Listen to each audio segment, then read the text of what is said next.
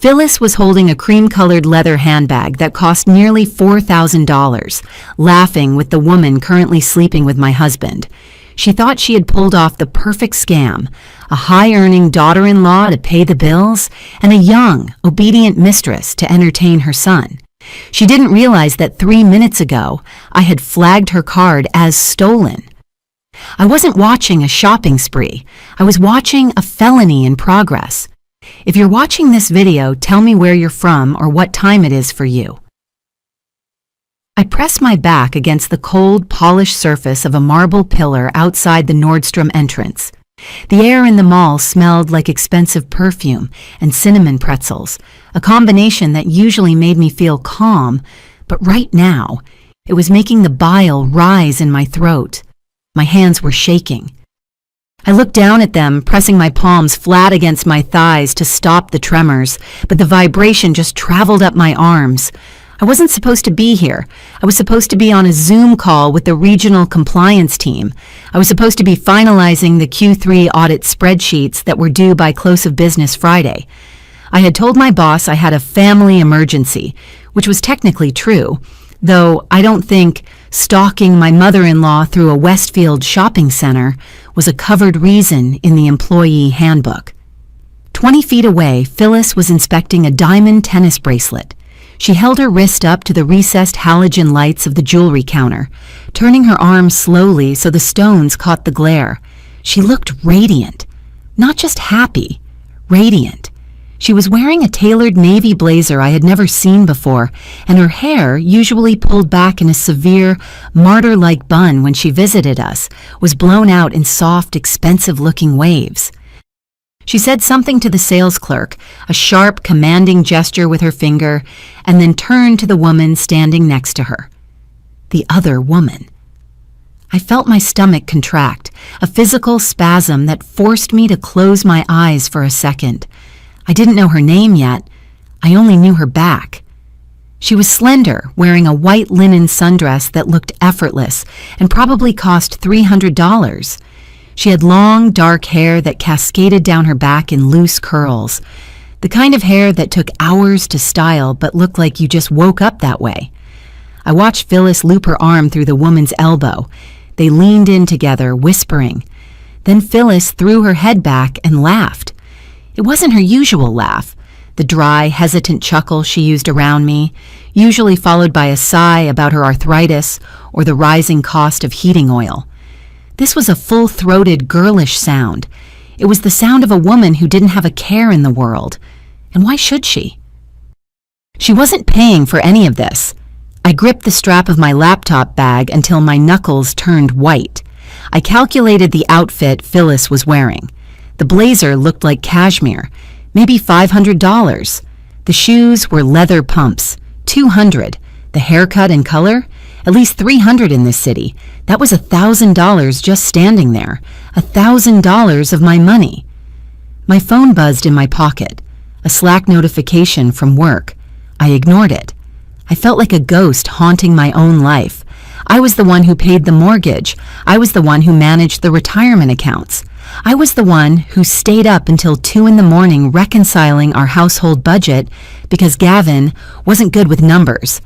And here I was, hiding behind an architectural column, like a criminal, wearing a wrinkled button-down shirt because I hadn't had time to iron it, watching my husband's mother treat a stranger to a lifestyle I worked 60-hour weeks to support.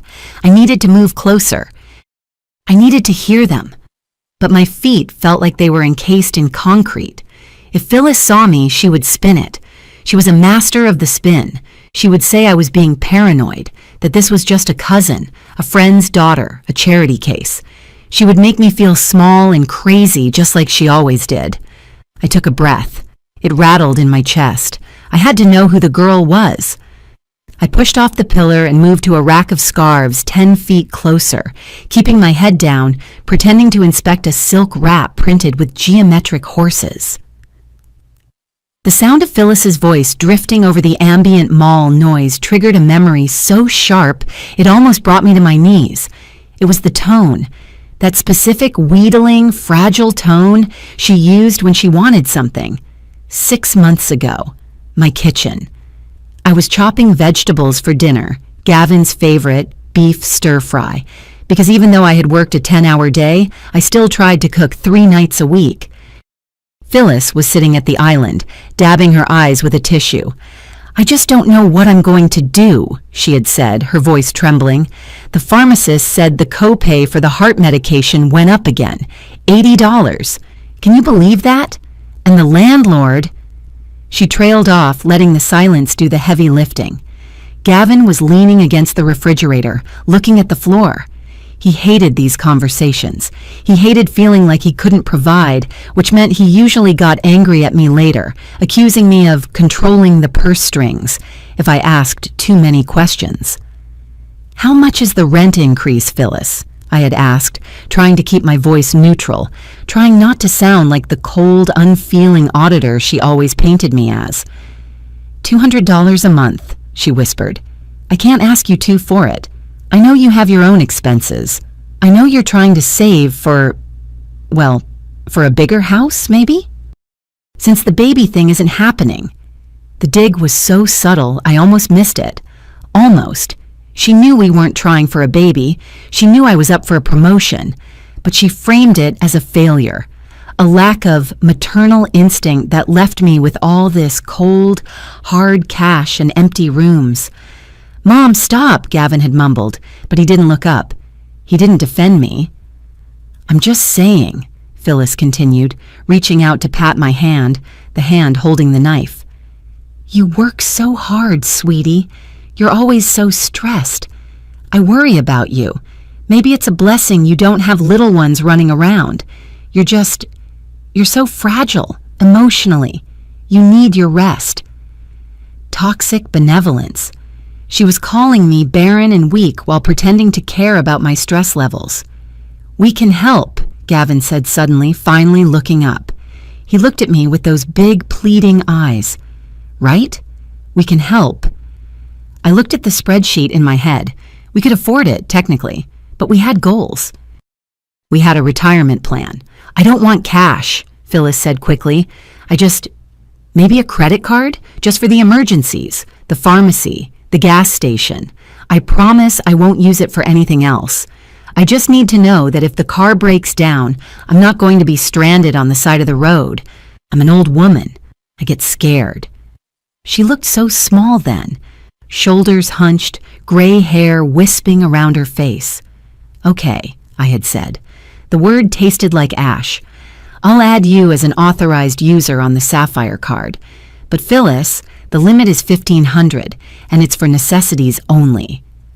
"Oh, bless you," she had cried, coming around the island to hug me. She smelled like lavender and old dust. "You're an angel. I won't spend a penny I don't have to. You won't even notice I have it." I stood there holding the vegetable knife, feeling trapped by my own solvency. The memory shattered as a burst of laughter from the jewelry counter brought me back to the present. The Westfield Mall, the scarf rack. Phyllis wasn't hunched over now. She was standing tall, holding her smartphone up. The younger woman, the girl in the white dress, was posing. She tilted her head to the side, popping her hip, flashing a smile that was practiced and perfect. "Oh, that's darling," Phyllis squealed. "Wait, let me get one with the portrait mode. The lighting here is divine." I watched, mesmerized by the horror of it. My mother-in-law, who claimed she didn't know how to send an email attachment, was toggling camera settings like an influencer. "Here, you check it," Phyllis said, handing her phone to the girl. "Make sure you like it before I post it. I want to tag you." The girl took the phone. She swiped, nodded, and then handed it back. "It's cute, Phyllis. Send it to me?" "Of course, darling." Then the girl pulled out her own phone. It was a large model in a glittery case. She tapped the screen to wake it up. From my angle behind the scarves, I had a direct line of sight. The distance was maybe 15 feet. I have 20/20 vision, but I didn't need perfect eyesight to recognize the face on her lock screen. It was a selfie, close up. 2 faces pressed together. The girl was smiling, her eyes closed, and pressing a kiss to her cheek, with his arm draped possessively around her shoulders, was a man. He was wearing the blue button-down shirt with the small white anchors on it. I knew that shirt. I bought that shirt for his birthday 3 months ago at the outlet mall. I remembered ironing that shirt. I remembered him wearing it specifically on a Tuesday 2 weeks ago when he said he had a site inspection that was going to run late. It was Gavin. My knees actually buckled. I had to grab the circular metal rack of scarves to keep from sliding to the floor. The metal dug into my palm. It wasn't a cousin. It wasn't a family friend. It was my husband. On the lock screen of a woman who looked like she was 25 years old. The world didn't stop. That's the cruel thing about catastrophe. The mall music kept playing, some upbeat pop song about dancing. People kept walking by with their shopping bags. A baby cried in the distance. But for me, the air had been sucked out of the atrium. I stared at the back of Gavin's head in the photo. I knew the way his hair curled at the nape of his neck. I knew the specific crinkle by his eye when he smiled like that, a smile he hadn't directed at me in over a year. Phyllis knew. She was standing right there. She had just taken a photo of this woman. She was shopping with her. She was laughing with her. They were a team. I stayed crouched behind the scarves, my breath coming in short, shallow gasps. I needed to think. I needed to process this. But my brain was misfiring, flashing images and sounds from the last month in a chaotic loop. Think, Sarah. You're an analyst. Analyze. The signs had been there. They were neon signs, and I had been willfully walking around with my eyes shut. The gym. Gavin hadn't stepped foot in a gym since college. He used to joke that his job in construction management was enough of a workout. But 6 weeks ago, he joined a 24-hour fitness center. He started going on Tuesdays and Thursdays. "Gotta get back in shape," he'd said, patting his stomach. Mom said she was worried about my cholesterol.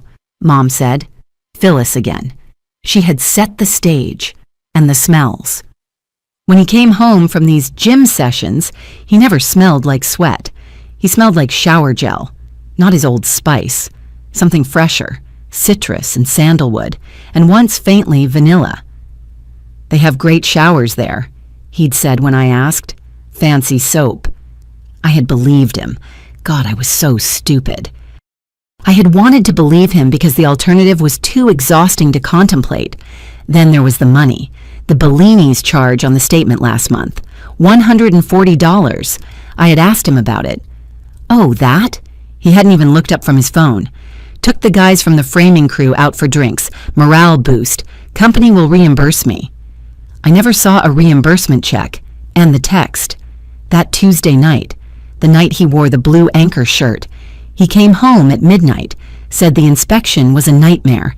That the foundation had cracked. He fell asleep instantly. At 2:15 a.m. his phone buzzed on the nightstand. I was awake, staring at the ceiling, worrying about the quarterly forecast. I glanced at his screen. "Missing you already. Sleep tight." I froze. But before I could touch the phone, the screen went dark. The next morning, when I asked, he laughed. "That? That was Dave. He's drunk texting everyone. He's going through a divorce, remember?" Poor guy is a mess. It was a terrible lie. Dave wasn't getting divorced. Dave just had a baby. But I accepted it because challenging him meant a fight, and a fight meant Phyllis calling me to tell me I was being too hard on him, and I was just so tired. I looked at the two women again. They were moving now, walking away from the jewelry counter. Phyllis had her arm linked with the girl again. They looked thick as thieves. The gym wasn't a gym. The site inspections were dates, and Phyllis wasn't just covering for him. She was funding it. With my money. Wait, the math. I closed my eyes and visualized the credit card statement I had reviewed 3 days ago. I usually just scanned the total and paid it, but I remembered seeing repeated charges for the bistro and Lux Spa. Phyllis had told me those were for her physical therapy. The spa has a hydrotherapy pool, she had said. It's the only thing that helps my hip. I had paid for the Mistress's spa days. I had paid for their dinners. My heart was hammering so hard I thought it might crack a rib. This wasn't just an affair. This was an embezzlement scheme. They were siphoning resources from the marriage to build a new life for Gavin, right under my nose. I forced my legs to move. I couldn't let them go. I had to see this through. They were heading toward the north wing of the mall. That's where the high-end designer stores were, not the department stores, the boutiques with security guards at the doors. I followed them, keeping a safe distance of about 30 yards. I used a group of teenagers as a shield. They stopped in front of a store called Aura.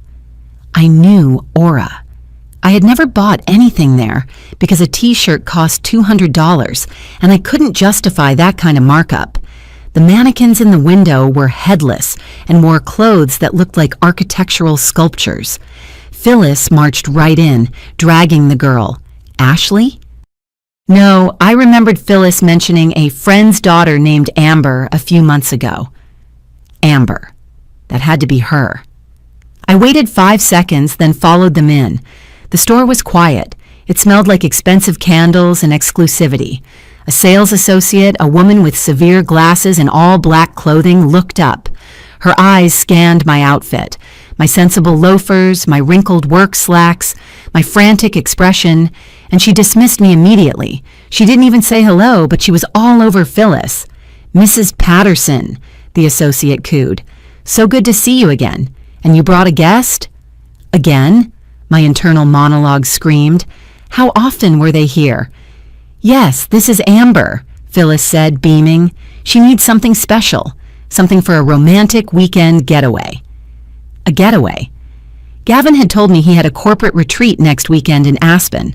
I pretended to browse a rack of silk blouses near the front, my ears straining to hear every word. "We have the new collection in the back," the associate said. "Let me start a room for you." I watched them pull items, not just one or two things. Armfuls, a black cocktail dress, a cashmere wrap, a pair of leather boots that I knew, just knew, cost at least $800. "Oh, try this one," Phyllis said, holding up a red dress that was barely more than a scrap of silk. "Gavin loves red. Remember that time you wore that red top to the diner? He couldn't take his eyes off you." I felt the blood drain from my face. They were talking about him openly, to the sales clerk. "It's a bit pricey, Phyllis," Amber said, feigning hesitation. Her voice was high, breathy, the kind of voice that made men feel big and strong. "Nonsense," Phyllis waved her hand. "You're worth it. You make him happy. That's priceless. God knows he needs some joy in his life. Living with her is like living in a funeral home." Her. That was me. I was the funeral home. I bit the inside of my cheek so hard I tasted copper. I wanted to scream. I wanted to run over there and tear the dress out of her hands. I wanted to flip the table of perfectly folded sweaters. But I didn't, because screaming makes you look crazy. And if I looked crazy, they won. I needed to hurt them in the only language they seemed to understand, currency. I pulled my phone out of my pocket. My hands were still shaking, but my thumbs were steady. I opened the banking app. Face ID recognized me. Checking account and a savings account, no credit cards. I tapped on the Sapphire Reserve card, the one ending in 4098. Current balance $4,215. Pending charges $0. Available credit $10,000. I tapped Manage Card. My finger hovered over the options. Freeze card. No, freezing was temporary. It could be unfrozen. It implied a mistake. I looked at the option below it. Report lost or stolen. That was nuclear. That canceled the card number immediately. It required a new card to be mailed. It triggered a fraud alert. I watched Amber disappear into the dressing room. Phyllis sat on a velvet ottoman sipping a sparkling water the associate had brought her. She looked like a queen surveying her kingdom. "Take your time, sweetie," Phyllis called out. "We're not in a rush." I looked down at my phone. "Are you sure you want to report this card as stolen? This action cannot be undone." I pressed, "Yes." "Reason for report?" I typed, "Unauthorized possession by third party." "Submit." The app loaded for a second, the spinning wheel of death, then a green checkmark. Card ending in 4098 has been permanently closed. A new card will be shipped to your primary address in 3 to 5 business days. I slipped the phone back into my pocket. Now I waited. It took 45 minutes. 45 minutes of watching Amber parade out in outfit after outfit. 45 minutes of Phyllis clapping her hands and saying things like, "Stunning," and "he is going to die when he sees that." I moved around the store, hiding behind displays, pretending to be on a call when anyone looked at me too closely. I was invisible to them. I was the bank, the ATM, the infrastructure. You don't notice the infrastructure until it breaks. Finally, they were done. They brought the pile of clothes to the counter. "Did we find everything we needed?" the associate asked, her voice dripping with commission anticipation. "And then some," Phyllis laughed. "We'll take the red dress, the boots, the cream bag, and the silk robe." The associate started scanning. Beep, beep, beep. The total displayed on the customer-facing screen. Subtotal $2,045, tax $241.82, total $386.82 to $3,000. That was my mortgage payment. That was 3 months of groceries. That was the vacation to Italy I had been postponing for 2 years because Gavin said we couldn't afford it right now. "Insert or swipe when you're ready," the associate said. Phyllis reached into her purse, a purse I had bought her for Christmas 2 years ago, and pulled out the heavy metal card, my card. She held it with 2 fingers, casual, elegant. She inserted the chip. I held my breath. The silence in the store seemed to stretch into eternity. Processing? The machine made a sound, not the happy ding of approval, a harsh, guttural buzz. Declined. Phyllis frowned. She didn't look worried, just annoyed. "Oh, chips are so finicky. Let me try again." She pulled it out and shoved it back in.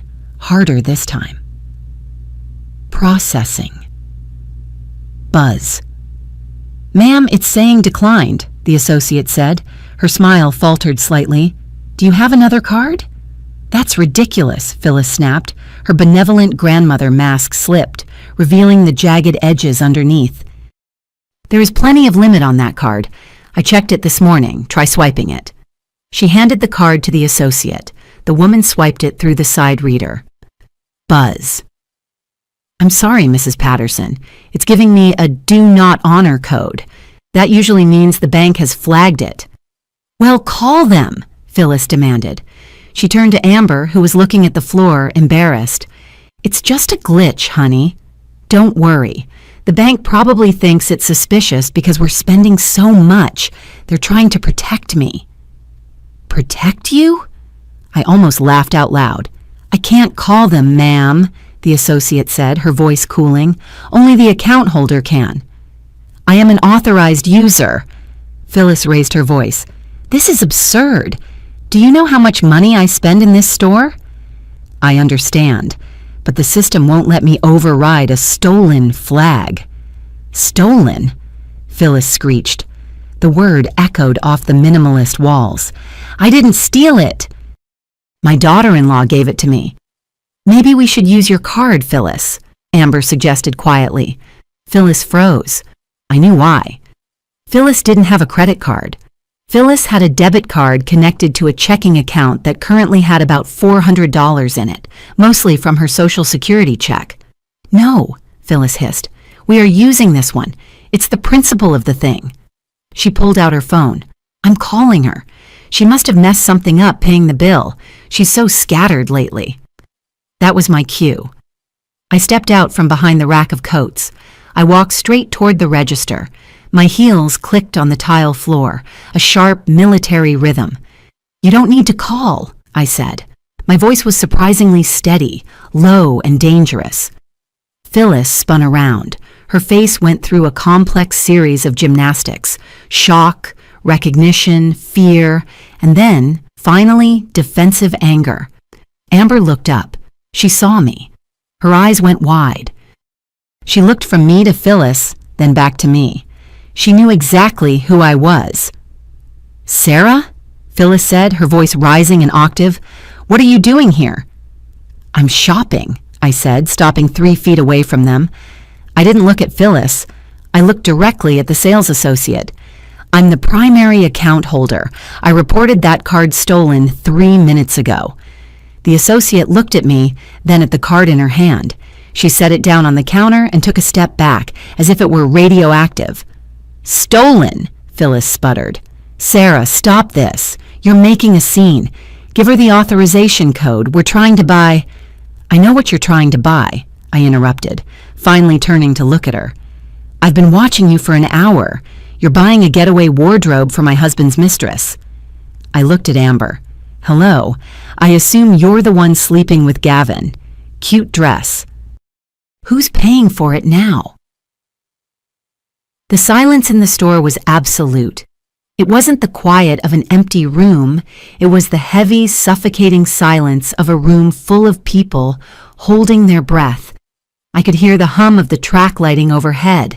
I could hear the sales associate's sharp intake of air. Phyllis recovered first. Of course she did. She was a woman who had spent 40 years rewriting reality to suit her narrative.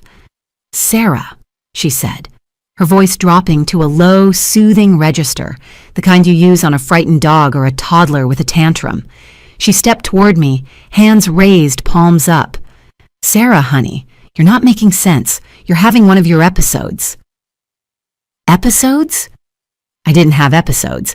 I had migraines twice a year and a peanut allergy. But to the 3 other shoppers now staring at us and the sales associate clutching my declined credit card, Phyllis had just painted me as mentally unstable. "I don't have episodes, Phyllis," I said. My voice sounded foreign to my own ears, flat, hard, metallic. "I have bank statements." I pulled up the screenshot I had taken in the parking lot, the one showing the charges. August 14th, the Bistro, $180. August 21st, Lux Spa, $240. September 2nd, Azure Boutique, $370. I took a step closer to Amber. "That was for the blue dress, wasn't it? The one you wore in the photo Phyllis posted? The one where you were future daughter-in-law material?" Amber made a small, strangled noise. She looked like she wanted to dissolve into the floor tiles. She wasn't a villain in that moment. She was just a coward wearing a dress I paid for. "I didn't know," Amber whispered. Her eyes darted to the exit. "Phyllis said, she said you guys were separated. She said you lived in the guest house." "The guest house?" I laughed. It was a jagged, ugly sound. "We don't have a guest house, Amber. We have a 3-bedroom ranch in the suburbs that I pay the mortgage on, and we aren't separated. We had dinner together last night. He complained about the chicken being dry." "Stop it," Phyllis snapped. The soothing mask cracked. "You are embarrassing the family. You are being vindictive and petty. This poor girl has nothing to do with your neuroses." "My neuroses?" I felt a heat rising in my chest, not anger exactly, but a scorching clarity. "You brought her here. You put that dress in her hand. You handed her my credit card." I turned to the sales associate. The woman looked terrified. She was holding the credit card like it might bite her. "Cut it," I said to her. "Excuse me?" "The card. It's stolen.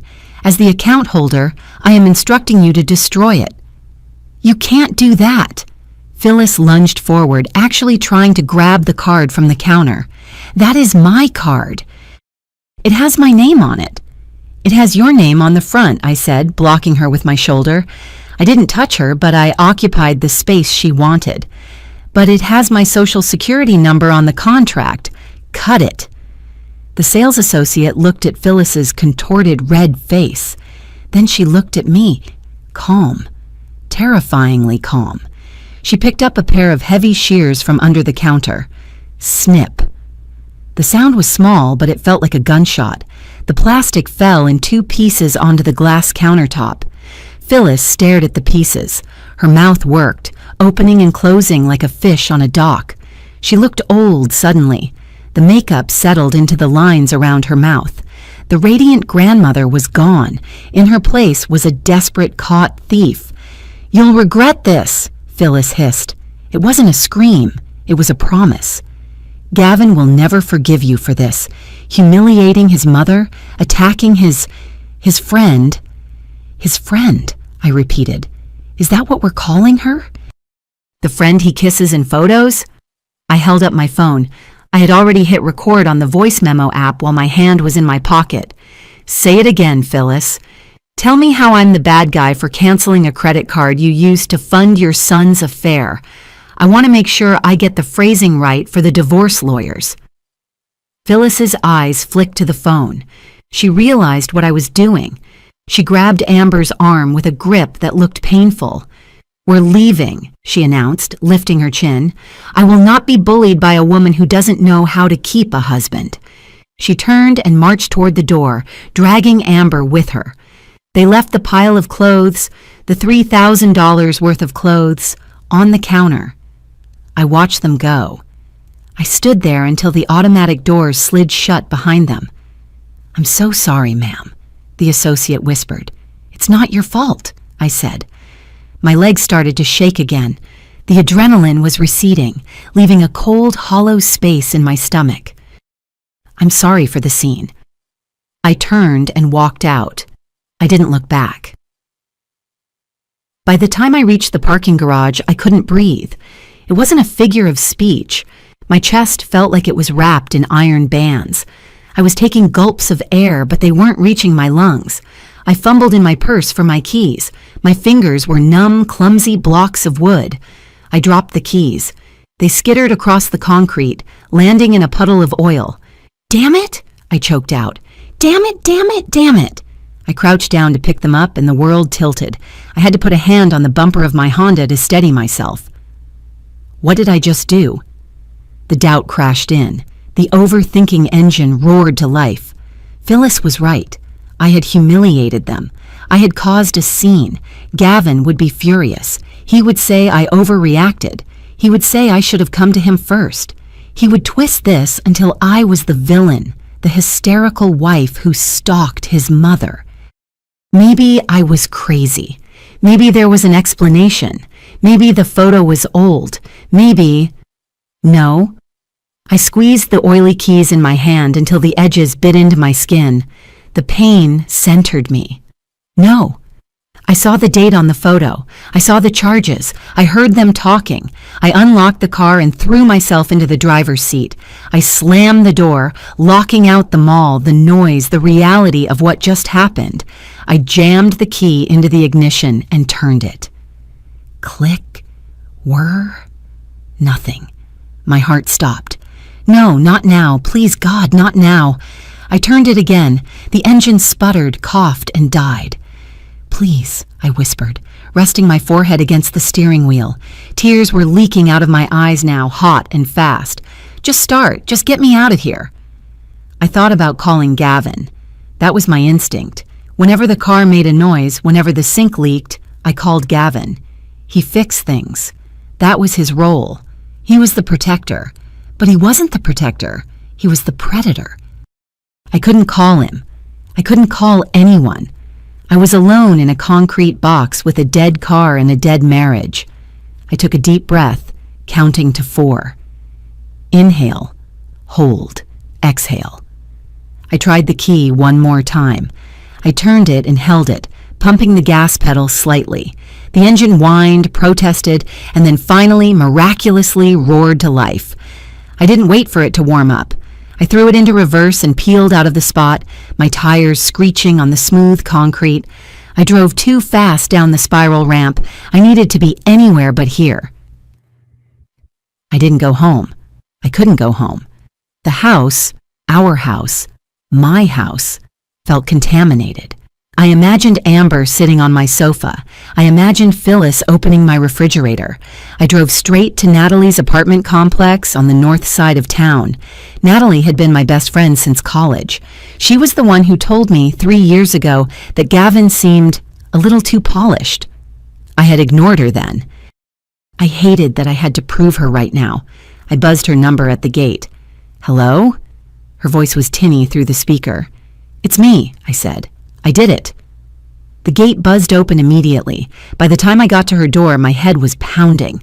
A migraine was blooming behind my right eye, a pulsing, sick throb that made the hallway lights look like daggers. Natalie opened the door before I could knock.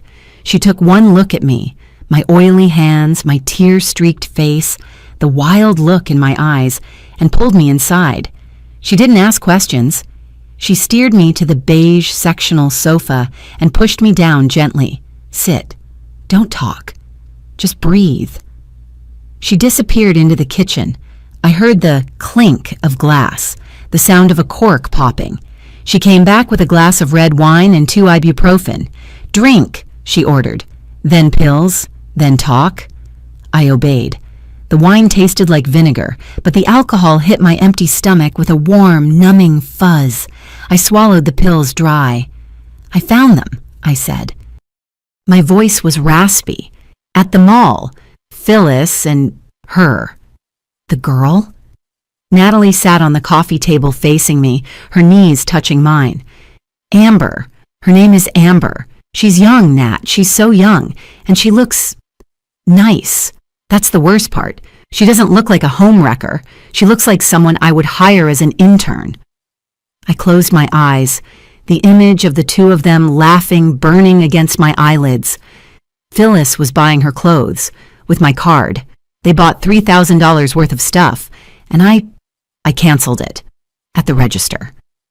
Natalie's eyes went wide. A slow, fierce grin spread across her face. "You didn't?" "I did. The machine declined. Phyllis tried to make the sales lady swipe it again. It was awful and amazing, and I think I'm going to throw up." "You're not going to throw up," Natalie said firmly. "You're going into shock. It's normal. You just dropped a nuclear bomb on your life, Sarah. You're allowed to shake." She reached out and took my hands. Her grip was strong, grounding. "But you can't go back," she said quietly. "You know that, right? You blew the bridge. There's no uncanceling the card. There's no unsaying what you said." "I know," I whispered. "I don't want to go back. I don't know how to go forward." "We need to lock everything down," I said 10 minutes later. The ibuprofen was taking the edge off the headache, replacing the sharp pain with a dull throb. "Right now, before he realizes what happened." "Do you have his passwords?" Natalie asked, opening her laptop on the coffee table. "I have all the passwords," I said bitterly. "I set them up. He always forgets them. He uses the same 3 variations of his high school football number." I pulled out my phone. My hands were steadying now, driven by a new kind of panic, administrative panic. This was my turf. I was good at this. "Okay, banking first," I muttered. I opened the Chase app. Login failed. My stomach dropped. He changed it. "Try the variations," Natalie said, typing on her own keyboard, probably searching for divorce lawyers. I typed in Gavin T88. "Incorrect." I typed in Knights. "Incorrect." I paused. I thought about the new life he was building, the new person he was becoming for her. I typed in Amber 2024. Login successful. "Oh my God," I said, staring at the screen. "He changed the password to her name. He's that stupid. He's that arrogant." "He didn't think you'd ever check," Natalie said without looking up. "Focus, Sarah. The money." I navigated to the joint checking account. Balance, $4,145. It was still there. He hadn't moved it yet. Phyllis probably hadn't called him yet. Or if she had, he was too busy panicking about the confrontation to think about the cash. "I'm moving it," I said. "All of it." "Do it," Natalie urged. "It's marital assets. You have as much right to it as he does. Actually, more, since you deposited 90% of it." I initiated the transfer to my personal savings account, the one at a different bank that he didn't have access to. Transfer amount 4 through 16. Review. Confirm. The app spun. A little blue circle. Processing. Then a text message popped up at the top of my screen. a verification code. Chase. Your one-time code is 492044. I typed it in. My fingers flew across the glass. Transfer complete. It's gone, I exhaled. The joint account is empty. I left him 45 cents. Good, Natalie said. Now change the password again. Lock him out. I went to the settings. Change password. I typed in a string of random characters that even I wouldn't remember without writing it down. Submit. Email, I said next. I need to check his email. That's where the receipts go. I went to Gmail. I tried Amber 2024. Access denied. I frowned. He was smarter with his email, or maybe just lazier. I tried his old standby, Gavin Rules 88Ts. Access denied. I clicked Forgot Password. Confirm the phone number ending in 99. That was his phone. I couldn't use that. Try another way. Confirm the recovery email. I stared at the screen. The recovery email was sarah.patterson@gmail.com. Me. I laughed. He had never changed the recovery email. He had started an affair, planned a new life, and left his wife as the security failsafe for his digital existence. I clicked Send Code. My phone pinged. I typed in the code. Create new password. I locked him out of his own email. I watched the inbox load. It was a flood of evidence. Hotel confirmations, open table reservations, Amazon receipts for jewelry I never received. I have everything, Nat, I said, scrolling through the list. I have the whole timeline. My phone buzzed. Then again. Then a long, sustained vibration. Incoming call. Gavin 3. I stared at the heart emoji next to his name. I needed to delete that. Don't answer it, Natalie warned. I let it go to voicemail. It rang again immediately. Then a text. Gavin. Pick up the phone. Mom is hysterical. What the hell is wrong with you? Then another. Gavin. I know you're at Natalie's. Your location is on. Crap, I whispered. Find my friends. I forgot to turn it off.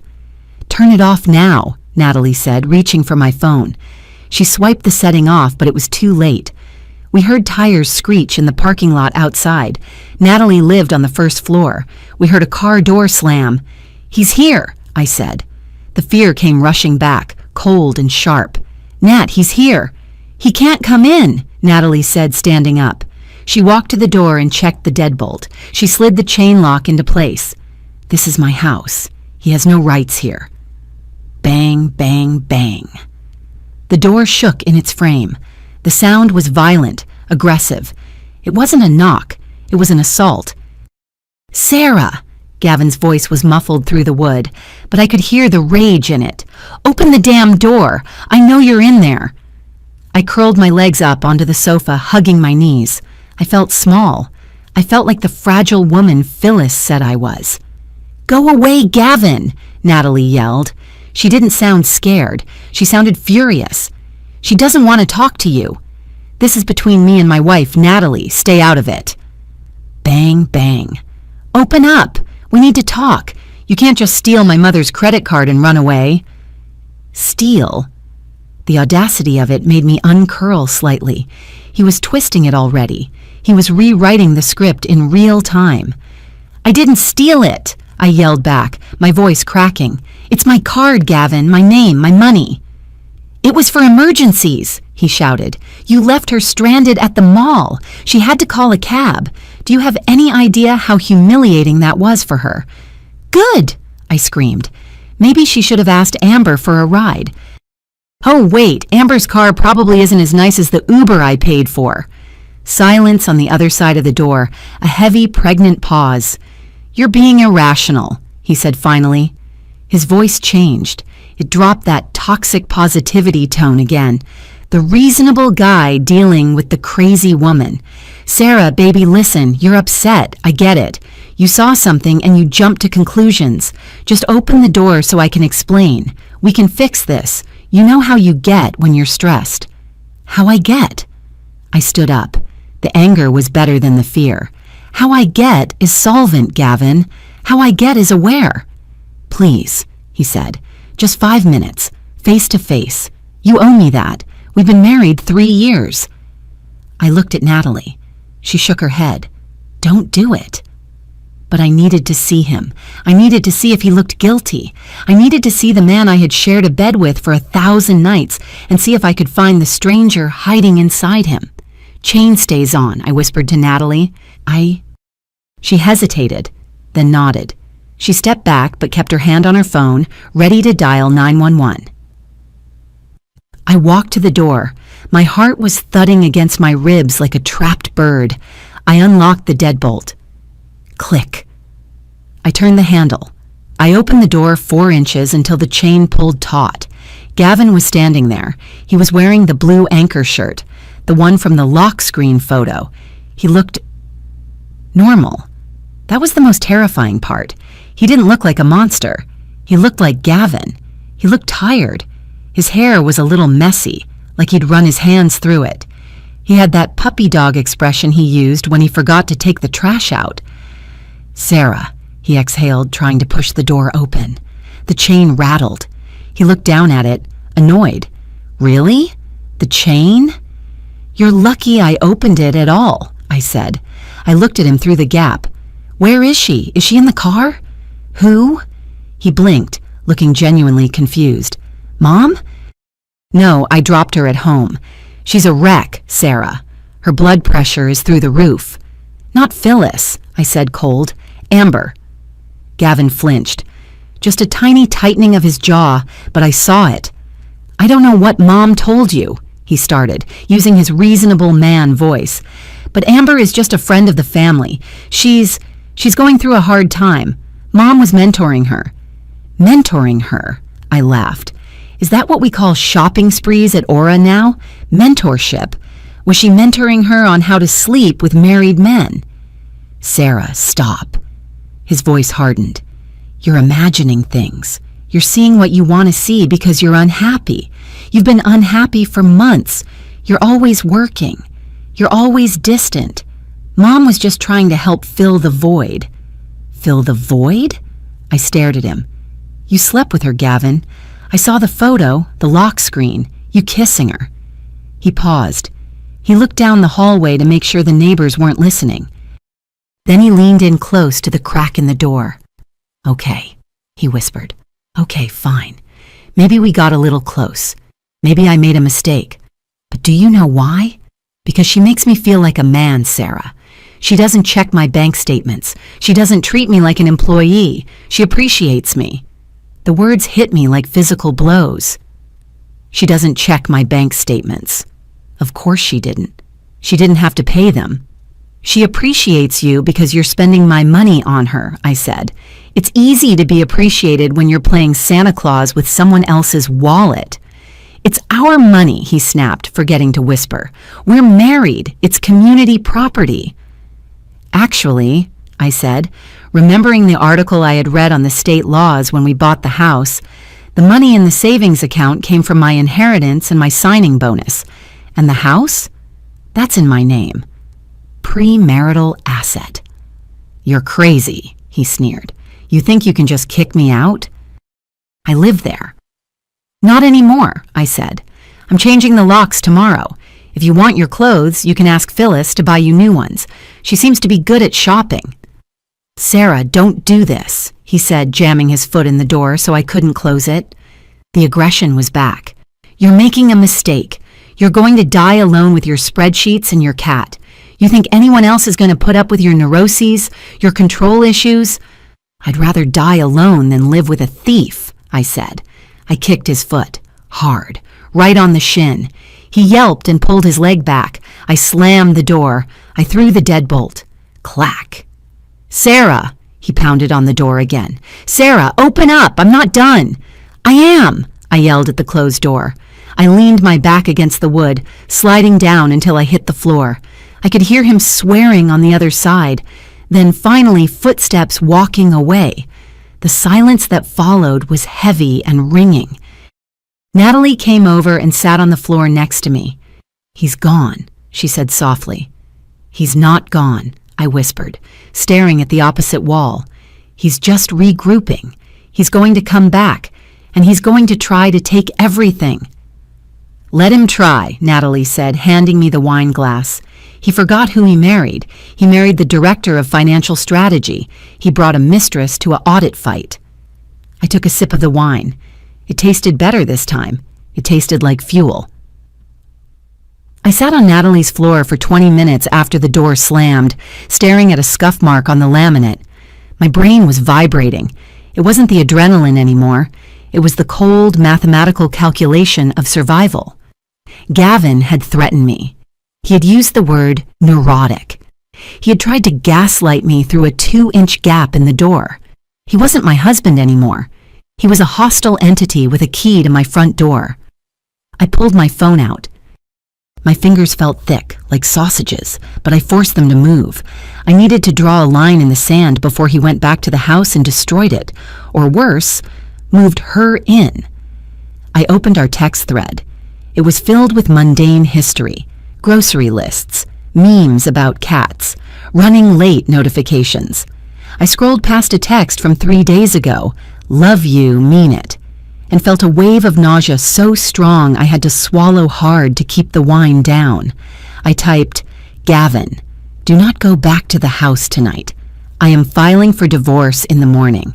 Since the deed is in my name alone and purchased pre-marriage, you have no legal right to residency. I will have a police escort there tomorrow to allow you to collect your personal effects. If you damage anything, I will sue you for destruction of property." I read it 3 times. Was it too harsh? Was it too legal? "Stop it," I told myself. He spent $3,000 on a mistress today. Harsh is irrelevant. I hit send. The response was immediate. The 3 dots appeared, danced, disappeared, then danced again. He was typing, then deleting, then typing. His reply popped up. "You're bluffing. You can't kick me out. It's my home. If you try to lock me out, I'll break a window, and don't think this is going to be a clean break, Sarah. I know about the consulting fees you didn't declare last year. You want a war? We'll give you a war." I stared at the screen. The consulting fees?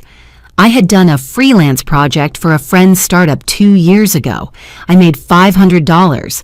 I forgot to put it on the taxes. It was a clerical error, a nothing burger. But he was weaponizing it. He was already digging for dirt. "He's threatening to break a window," I told Natalie, my voice hollow, "and he's trying to blackmail me over $500 of freelance income." "He's terrified," Natalie said from the kitchen, where she was aggressively chopping cheese. "He knows he lost. Men like Gavin don't fight fair when they're cornered. They throw sand." I didn't feel like he was terrified. I felt like I was standing in a cage with a cornered badger. I didn't sleep. I lay on the air mattress in Natalie's spare room, listening to the hum of the refrigerator through the wall. Every time a car drove by outside, I flinched, expecting to hear Gavin's truck engine, the heavy rattle of his diesel exhaust. When the sun finally turned the curtains gray, I tried to sit up. The room spun. I barely made it to the bathroom before my stomach turned inside out. I retched until there was nothing left but bile and the sour taste of cheap wine. My body was rejecting the reality of my life. It was a physical purge. I sat on the cold tile floor, resting my forehead against the porcelain of the toilet bowl. My skin felt clammy. I looked at my arm. An angry red rash had bloomed across my forearm. Stress hives. I hadn't had hives since my SATs. "Sarah?" Natalie knocked softly on the door. "You alive in there?" "No," I croaked. "I think I died during the night. Leave me here." The door opened. Natalie stood there in flannel pajamas, holding a mug of tea and a piece of dry toast. "Eat," she commanded. "You have a meeting with a lawyer in 3 hours. You can't vomit on the attorney. It's bad form." "I can't eat," I said, closing my eyes. "If I eat, it becomes real. If I just lay here, maybe I can wake up yesterday." "Yesterday sucked," Natalie said, sitting on the edge of the tub. "Yesterday you were married to a cheater who was stealing from you. Today you're a woman who knows the truth. Today is better. Eat the toast." I took the toast. It tasted like cardboard. I chewed mechanically, forcing my throat to swallow. I have to go to the bank, I said between bites. Before the lawyer. There's a safety deposit box. He has a key. My grandmother's pearls are in there. Okay, Natalie said. Shower, put on my sweatpants. We ride at dawn. The bank branch was quiet, smelling of sanitizer and stale coffee. I walked up to the teller window. My hands were shaking again, so I clasped them on the counter to hide it. I need to access my safety deposit box, I told the teller, a young woman named Brittany with glittery nails, and I need to change the access authorization. Brittany typed on her keyboard. Clack, clack, clack. Do you have your key? She asked, not looking up. I have my key, I said, sliding the brass rectangle across the marble. But my husband has the spare. I need to revoke his access. Immediately. Brittany stopped typing. She looked at the screen, then at me. Is his name on the lease agreement for the box? Yes, I said. My heart started to hammer. Jointly, but I'm the primary account holder. I can't remove a joint holder without their signature, Brittany said, snapping her gum. Policy. He's stealing from me, I said. My voice rose. I tried to keep it down, but the panic was a rising tide. He has already drained our accounts. If he gets into that box, he will take family heirlooms that don't belong to him. I'm sorry, Brittany said, offering a smile that didn't reach her eyes. It's policy. If he has a key and his name is on the list, we have to let him in. You'd need a court order to stop him. I felt the heat rise up my neck. The bureaucracy was going to kill me faster than the heartbreak. I don't have a court order, I said, leaning in. I have a marriage that ended 12 hours ago and a thief with a key. I want to close the box right now. I want to drill it if I have to. You can close it, Brittany said, looking bored, but both parties need to be present to close a joint box. That is insane, I snapped. So you're telling me I have to watch him rob me? Ma'am, please lower your voice. I gripped the counter. I wanted to scream. I wanted to jump over the glass and type on her computer myself. Get me a manager, I said. It was the Karen nuclear option, and I hated myself for it, but I didn't care. Get me the branch manager, now, or I am withdrawing every cent from my business accounts, my personal savings, and my investment portfolio, today. Brittany's eyes widened. She saw the balance on my profile. She saw the platinum client flag. 1 moment, she squeaked. 10 minutes later, I was sitting in a glass office with a man named Mr. Henderson. He looked tired. I explained the situation. I used words like fraud, unauthorized access, and liability. I can't remove him, Mr. Henderson said carefully, but I can flag the box for maintenance. The lock mechanism is sticking. We can require a maintenance override to open it. That would effectively freeze access for 48 hours until you can get a restraining order. He looked at me over his glasses. He was giving me a loophole. Thank you, I breathed. Please, break the lock. We were sitting in Natalie's car in the bank parking lot when my phone buzzed. An email notification. Sender Calvin Patterson. Subject FWD, please read immediately. My stomach dropped. Calvin, my father-in-law, the man who had taught me how to change a tire, the man who always slipped me a $20 bill at Christmas and whispered, buy something foolish. It's his dad, I told Natalie. He's probably writing to tell me I'm a horrible person for embarrassing Phyllis. Open it, Natalie said. I opened the email. There was no text in the body, just a forwarded chain and a short note at the top. Sarah, I found this on Phyllis's iPad this morning. She left it logged in. I am so sorry. I had no idea it was this organized. You need to see this before you talk to lawyers. Cal. Attached were screenshots, dozens of them. I clicked the first one. It was a text exchange between Phyllis and Amber, dated 4 months ago. Phyllis, he's feeling guilty today. He bought her flowers. You need to up the pressure, sweetie. Wear that perfume he likes. Amber, the vanilla one? Phyllis. Yes. And tell him you're lonely. Cry a little. He can't handle tears. He'll come running. I felt the air leave the car. She coached her, I whispered. Nat, she coached her on how to manipulate him. I swiped to the next image. Amber. He says he can't leave her yet. The money is too tight. Phyllis. Be patient. Sarah's bonus hits in October. We wait until the deposit clears. Then we file.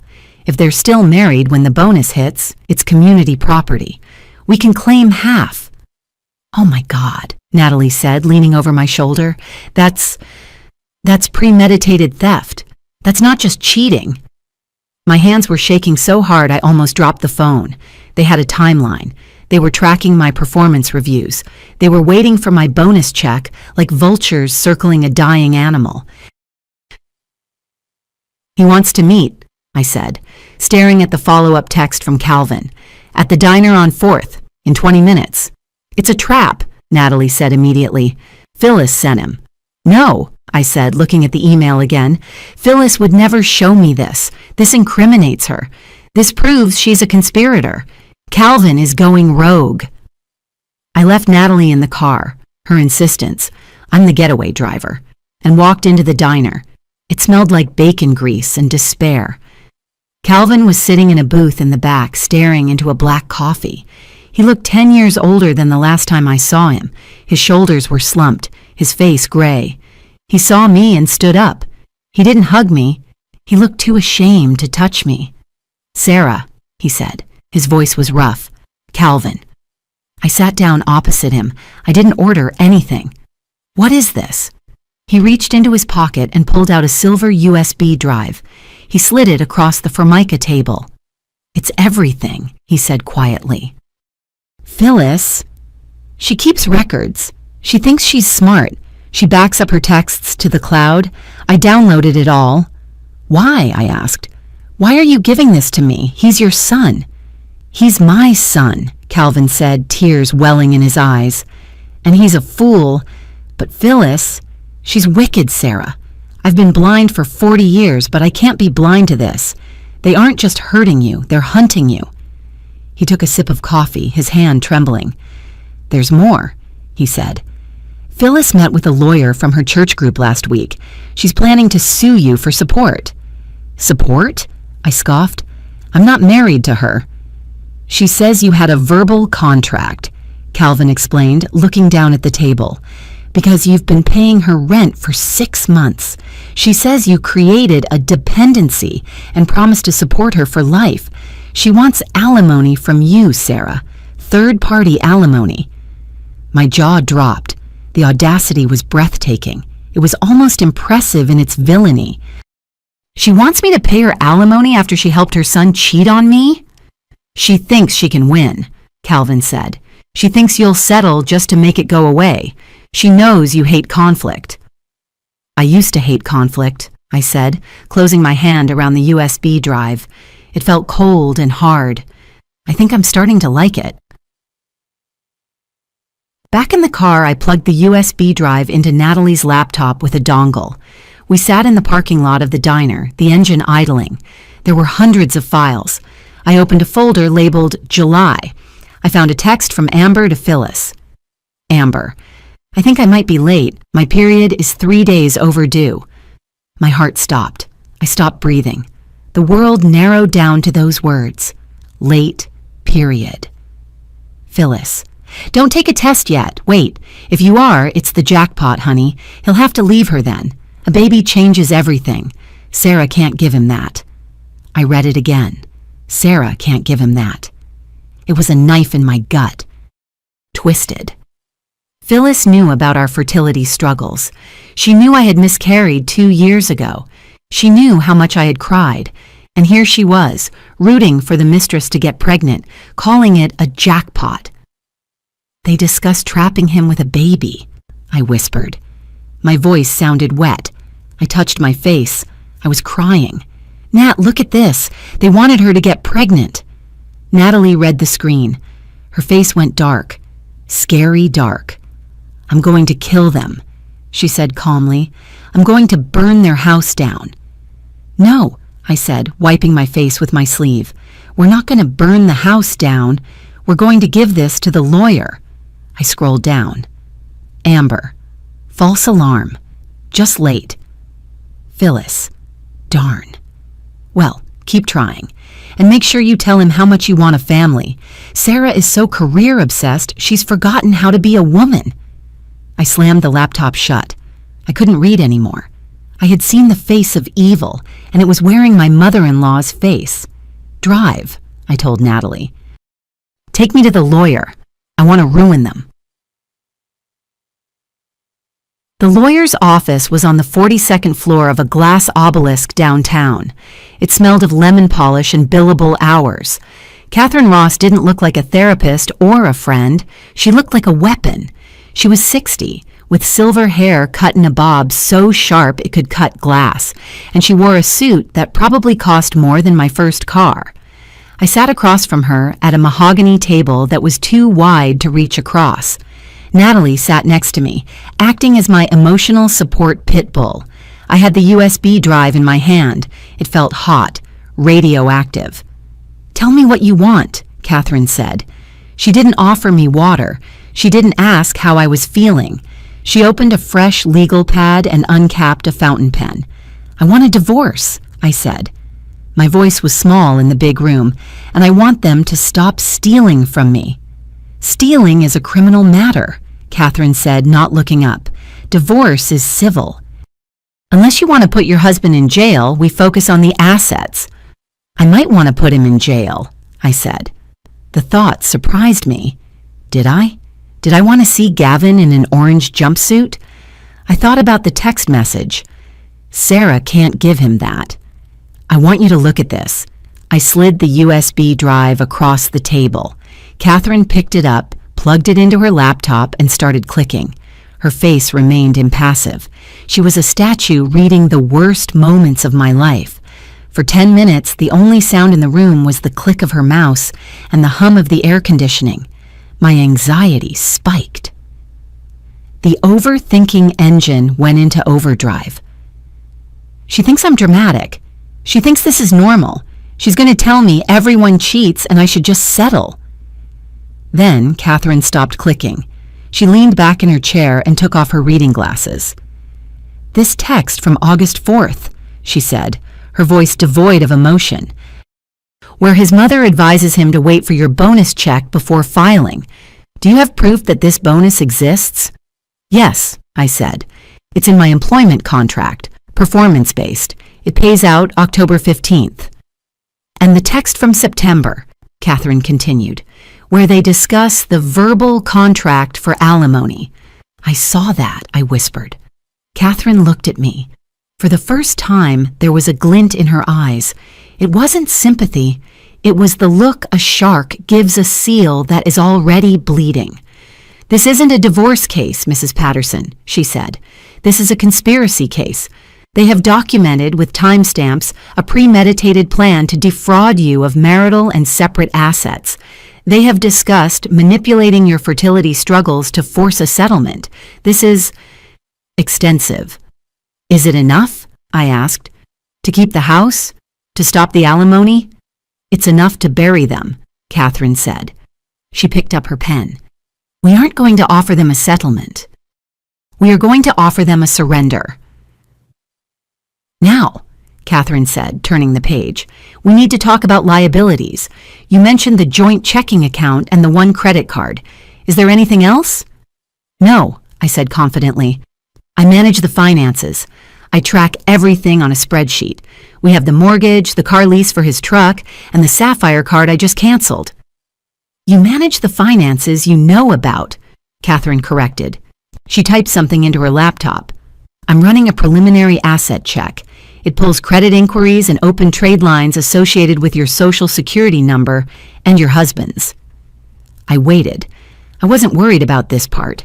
I was the responsible one. I had an 800 credit score. I paid bills the day they arrived. Catherine frowned. "Sarah," she said, using my first name for the first time, "do you have a Discover card?" "No," I said. "I've never had a Discover card.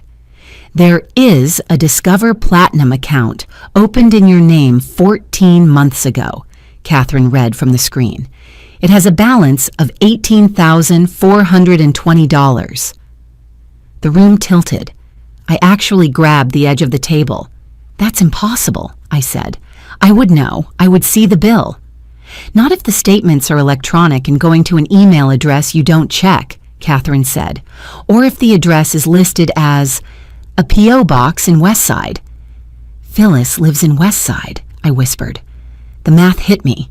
$18,000. That was a car. That was a year of college tuition. What is on it? I asked, my voice trembling. We'll have to subpoena the statements, Catherine said.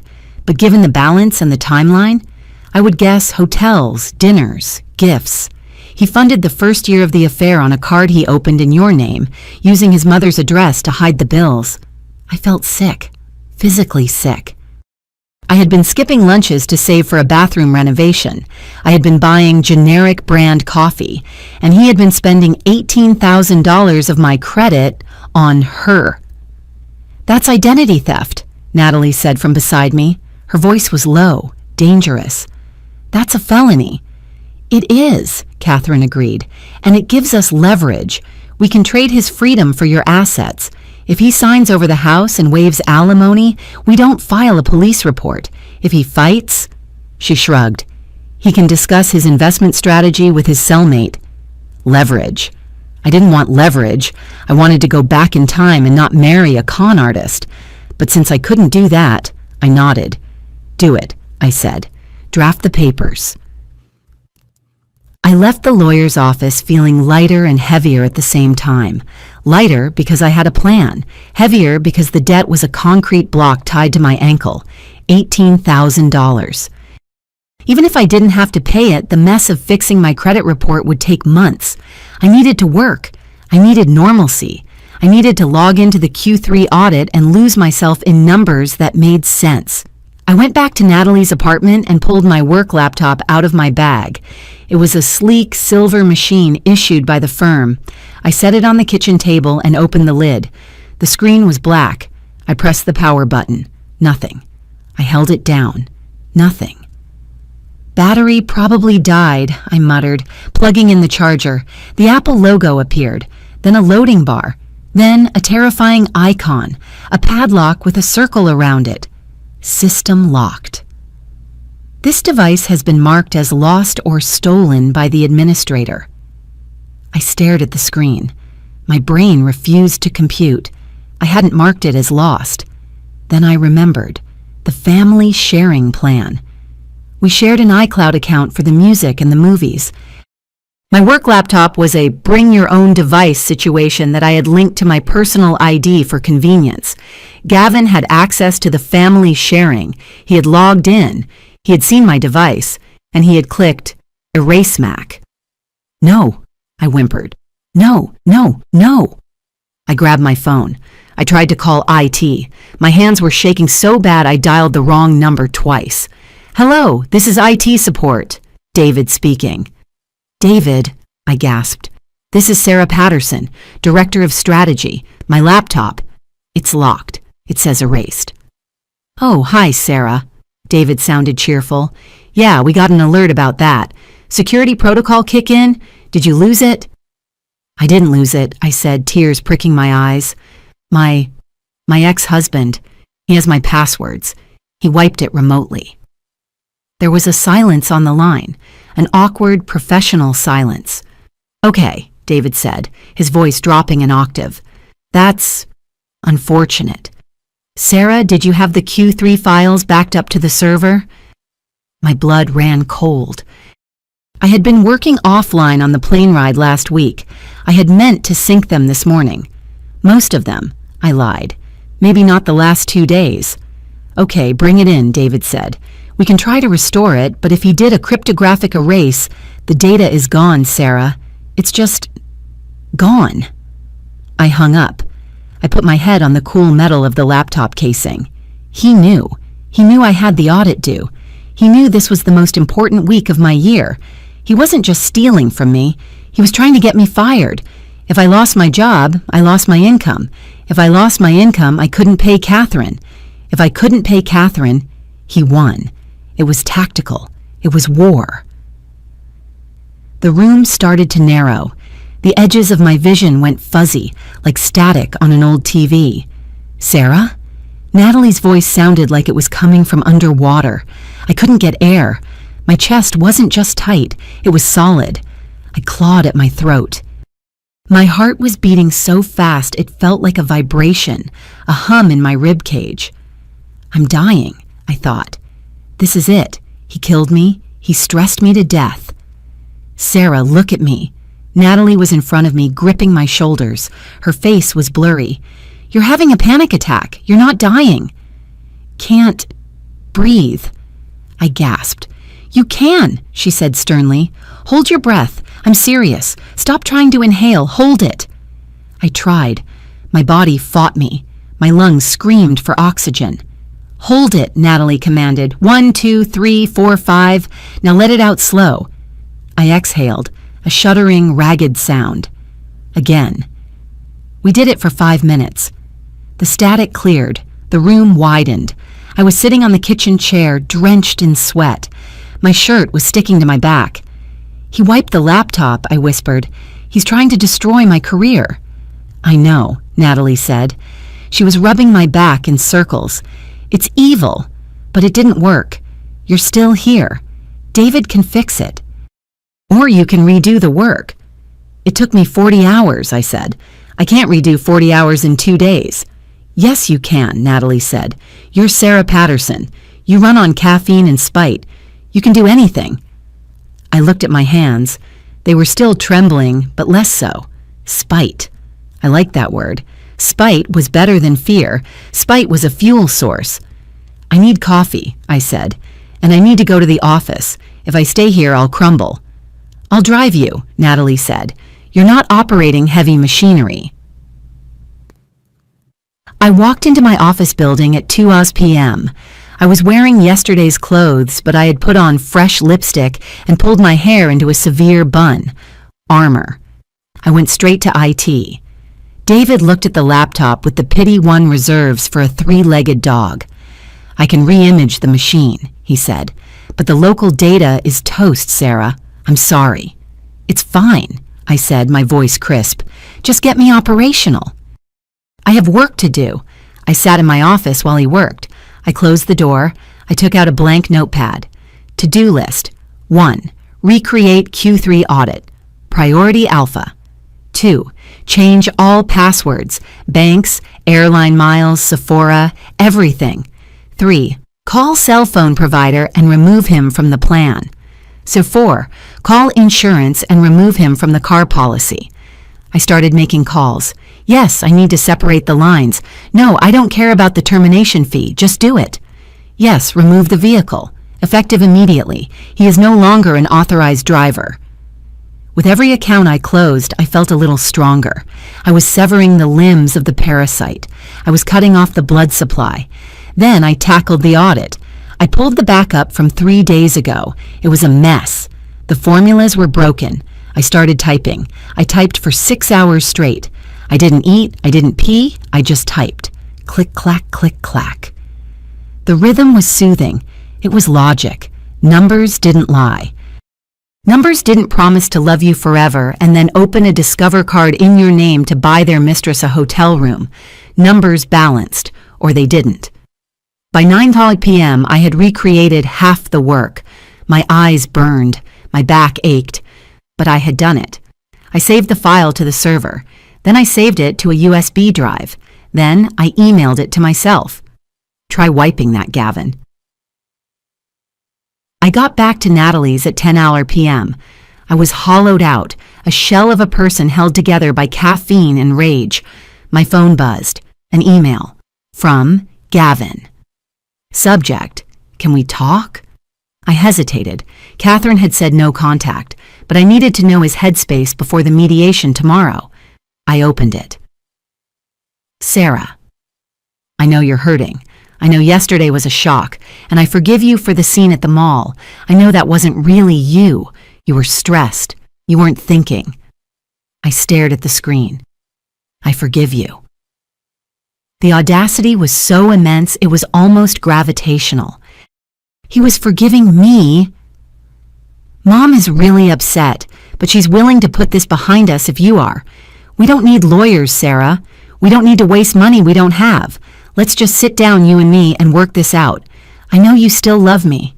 I know we can get back to what we were. Just come home.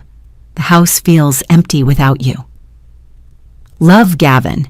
It was a masterpiece of manipulation, the toxic benevolence, the rewriting of history. We don't need lawyers. Translation: please don't use lawyers because I know I'm guilty. He thought I was the same woman I was 3 days ago, the woman who apologized when he bumped into me, the woman who paid his mother's rent to keep the peace. He didn't know about the Discover card discovery. He didn't know about the USB drive. He didn't know I had rebuilt the audit he tried to destroy. He was walking into a slaughterhouse, and he thought he was coming to a picnic. I didn't reply. I deleted the email. I went to the window and looked out at the city lights. Somewhere out there, Gavin was probably telling Phyllis that he had handled it, that I would come crawling back because I was weak and lonely. I wasn't lonely. I was armed. Get some sleep, Natalie said from the doorway. Big day tomorrow. I can't sleep, I said. I'm reviewing the battle plan. You're going to crush him, she said. No, I said, turning away from the window. I'm not going to crush him. I'm going to erase him.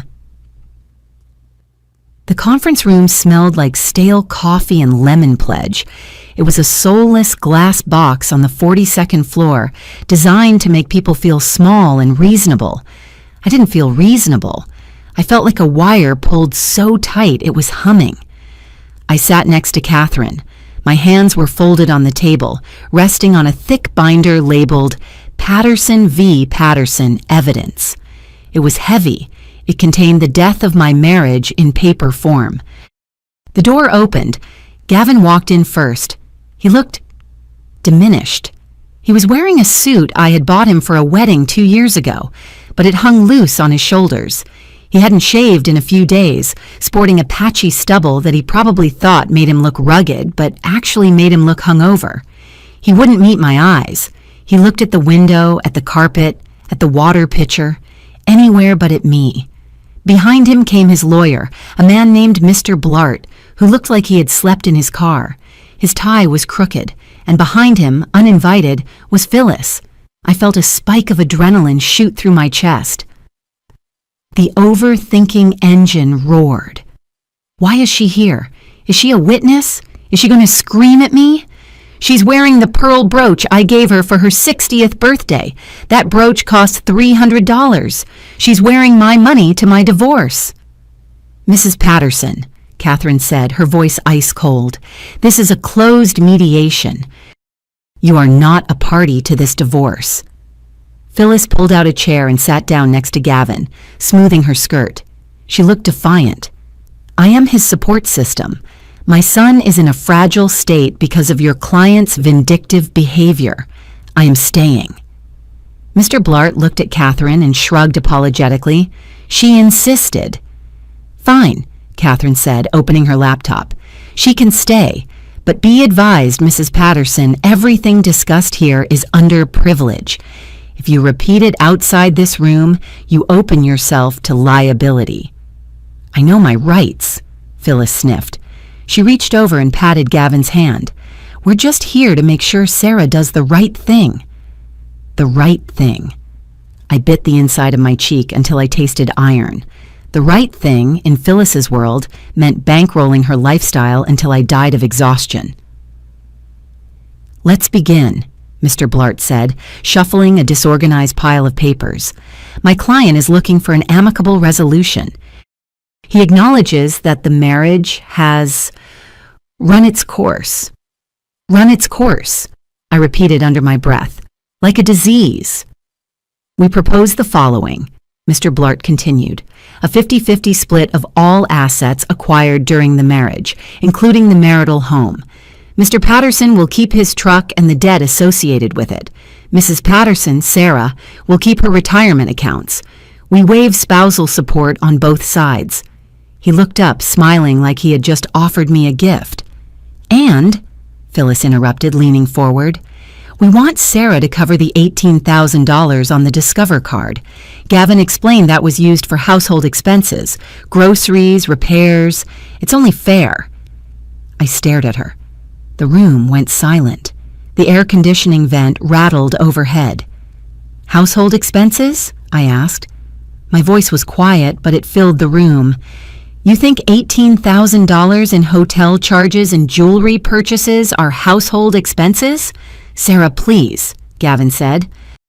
He finally looked at me. His eyes were red-rimmed. "Don't be like this. We ate out a lot, you know that. It adds up. Let's just split it and move on. I just want to move on." "He wants half the house," Catherine said, ignoring him. "The house Sarah purchased prior to the marriage, with a down payment from her inheritance." "He contributed to the mortgage," Mr. Blart argued. "He did maintenance. That commingles the asset." "He mowed the lawn twice a year," I said. "I paid the landscapers." "It's about equity," Phyllis said, her voice taking on that toxic lecturing tone. "Sarah, you have a high-paying job. Gavin is in transition. You can afford to be generous. God calls us to be charitable."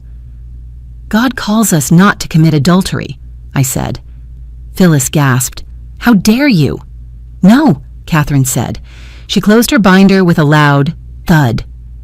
"We reject your offer in its entirety." "We are not here to negotiate a 50-50 split," Catherine announced. "We are here to discuss the terms of your surrender." She pulled a document from the stack. "Exhibit A," she said, sliding it across the table. "The Discover card statements. We subpoenaed the transaction details. Unless you bought diamond earrings at K Jewelers for the household, this is fraud. $18,400 of unauthorized credit opened in my client's name." Gavin paled.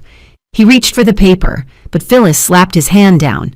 "That proves nothing," Phyllis snapped. "Maybe Sarah authorized it. She's very forgetful." "Exhibit B," Catherine continued, sliding the next paper. "The IT forensic report from Sarah's company. It shows a remote login from an IP address registered to Gavin Patterson's phone. It shows the command erase device was sent at 9:14 a.m. yesterday." Gavin flinched. He looked at his lawyer. I was just trying to delete my photos. I didn't mean to wipe the whole thing." "That is a federal crime," Catherine said pleasantly. "The Computer Fraud and Abuse Act. Intentional damage to a protected computer. My client's employer is preparing to file charges. Unless—" She let the word hang there. "Unless what?" Mr. Blart asked, loosening his tie. He looked sweaty. "Unless we reach an agreement today," Catherine said. "But we're not done. Exhibit C." She pulled out the USB drive. She held it up so the light caught the silver casing. "This," she said, "contains the complete text message history between Mrs. Phyllis Patterson and Ms. Amber Davis." Phyllis went white. Not pale, white, like paper. "Where did you get that?" she whispered. "We have our sources," Catherine said. "I'm going to read a few highlights for the record. September 12th, Phyllis to Amber. Don't take a test yet. Wait. If you are pregnant, it's the jackpot, honey. He'll have to leave her then. A baby changes everything. Sarah can't give him that." I watched Gavin. He froze. He slowly turned his head to look at his mother. "You said that?" he asked. His voice was hoarse. "Mom, you said that?" It's out of context," Phyllis stammered. "We were just talking. Private girl talk." "October 4th, Catherine read. "Be patient. Sarah's bonus hits in October. We wait until the deposit clears. Then we file. We can claim half." Catherine set the paper down. "This establishes conspiracy," she said. "Conspiracy to commit fraud, premeditated financial malice. And frankly, Mr. Blart, if this goes to court, I will put Phyllis on the stand, and I will play these texts on a projector for the judge, and then I will ask for legal fees, punitive damages, and a criminal referral." The silence in the room was heavy. suffocating. I watched Gavin. I saw the moment the reality hit him. He wasn't looking at a payday, he was looking at a jail cell. I didn't know, Gavin whispered. He looked at me, pleading. Sarah, I didn't know about the bonus thing, I swear. Mom told me. She said you were planning to leave me. She said I had to protect myself. He's lying, Phyllis shrieked. She stood up, knocking her chair over. He knew everything. He asked me to help him. He begged me to distract Amber so she wouldn't leave him. You toxic witch, Gavin yelled, standing up to face her. You told me it was legal. You said Sarah owed us. Gentlemen, Mrs. Patterson, Mr. Blart shouted, waving his hands. Sit down. Everyone sit down. They didn't sit down. They were screaming at each other now. Phyllis was accusing Gavin of being weak. Gavin was accusing Phyllis of ruining his life. It was ugly. It was chaotic. And I sat there, completely still, watching them tear each other apart. It was the most satisfying moment of my life. Enough, Catherine said. She didn't yell, but her voice cut through the noise like a blade. They stopped, panting, red-faced. Here's the deal, Catherine said. She slid a thick document across the table. Gavin signs the house over to Sarah, 100%. Gavin assumes the full $18,000 debt on the Discover card. Gavin waives all claims to Sarah's retirement and savings. And in exchange, she looked at me. In exchange, I said, speaking for the first time in 10 minutes, I don't call the FBI about the laptop, and I don't sue Phyllis for the credit card fraud at the mall. Gavin looked at the paper. He looked at Phyllis, who was crying into a tissue, muttering about how she was an old woman and didn't deserve this. He looked at me. Sarah. Sign it, Gavin, I said, or I walk out of here and drive straight to the police station. He picked up the pen. His hand was shaking so badly he could barely hold it. He signed. The ink was still wet when I walked out of the building. The sun was shining. It felt insulting somehow that the world was just continuing on as if my life hadn't just been legally dismantled. I went back to the house one last time, not to sleep, I would never sleep there again, but to pack. I walked through the rooms, the living room where we watched movies, the kitchen where I cooked stir-fry while he texted his mistress. It felt like walking through a museum of a dead civilization. I grabbed my clothes, my books, the expensive espresso machine I had bought for his birthday. Petty? Yes. Did I care? No. I found our wedding album on the bottom shelf of the bookcase. It was heavy, bound in white leather. I opened it. There we were, smiling, clueless. I looked at Phyllis in the background of the group photo. She was wearing a beige dress and a tight smile. Even then, she had been looking at me with calculation. How much can I get out of her? I walked to the kitchen trash can. I dropped the album in. It landed with a heavy thud on top of empty coffee grounds and eggshells. I walked out the front door and locked it. I put the key under the mat for the realtor. I got into my car. Natalie was waiting in the passenger seat. You good? She asked. No, I said, starting the engine, but I'm free. I put the car in drive and didn't look in the rearview mirror. 6 months later, I was in my new apartment in Denver. It was smaller, but it had a view of the mountains, and more importantly, it was mine. No unauthorized users, no hidden debts. I was making tea when my phone buzzed. Unknown number. I almost ignored it. I usually ignored unknown numbers now, but something made me answer. This is Sarah, I said. Ms. Patterson, this is Officer Chen with the Denver PD. I'm calling regarding a case we're building involving identity theft. My stomach dropped. Identity theft? Again? We arrested a man named Gavin Patterson this morning, the officer said. We found a box of documents in his vehicle, social security numbers, credit applications. Not just yours, ma'am, about a dozen different people, former co-workers. A few family members. I sat down on a bar stool. He didn't stop, I whispered. No, ma'am. It appears he got desperate after, Well, after his previous situation, he's been opening cards in other people's names to pay off some significant debts. $18,000 worth? I asked. More like $50,000, ma'am. He was trying to keep a woman named Amber happy from what we gather. She was threatening to leave him. I laughed. It bubbled up out of me, unexpected and sharp. He had done it again. He had tried to buy love with stolen money, and now he was going to prison. Do you need me to testify? I asked. We might, Officer Chen said, but for now, we just wanted to notify you. Your data was in the box, but it looks like he couldn't get any new lines of credit opened in your name. You have some very aggressive fraud alerts set up. Yes, I said, looking at the spreadsheet open on my laptop. Yes, I do. I hung up the phone. I walked to the window. The sun was setting over the Rockies, painting the sky in shades of violet and gold. I wasn't angry anymore. I wasn't scared. I was just finished. The chapter was closed. The book was burned. I took a sip of my tea. It was hot, strong, and bitter, just the way I liked it. Update: 3 months later. Life is boring now, and it is absolutely wonderful. Gavin is currently out on bail, awaiting trial for 3 counts of felony identity theft and 1 count of wire fraud. From what I hear through the grapevine, Natalie stalks his cousin on Facebook, Amber left him the day he was arrested. She took the jewelry, the clothes, and the dog. He is living in Phyllis's basement. Phyllis isn't doing much better. It turns out that when your son is facing prison time for financial crimes, the church group isn't quite as welcoming. She sent me a letter last week, a handwritten note on floral stationery. It said, "Sarah, I hope you can find it in your heart to forgive us. We are struggling so much. The legal fees are drowning us. If you could spare anything for old time's sake." I didn't burn it. I didn't tear it up. I framed it. I hung it in my laundry room as a reminder. Whenever I feel a twinge of guilt, whenever I feel like I was too harsh, I look at that letter.